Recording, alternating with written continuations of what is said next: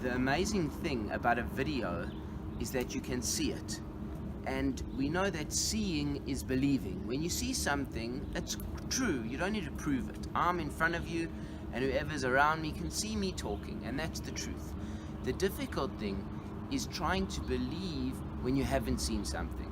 And that's the great challenge that Moshe proposes to the Jewish people in this week's Parsha. He reminds them that we saw Hashem on Mount Sinai, we saw the voices, and we experienced the giving of the Torah and the Ten Commandments, and Parshat Ve'etchanan is there for Moshe to remind the Jewish people not to forget what they saw. V'nishmartem ma'od lenafshotechem. You have to guard yourselves very much. Why very much? Because it's very easy to be inspired and be moved when you see something. But the challenge is, how are you going to remember what you saw?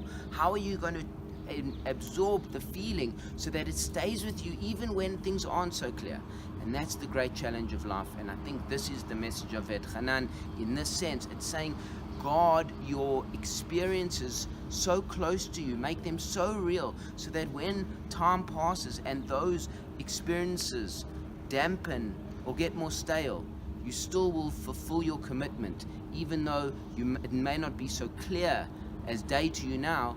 In your mind and in your heart, you remember it so well, and you act on the memory even though you may not be there in actual person. Shabbat Shalom.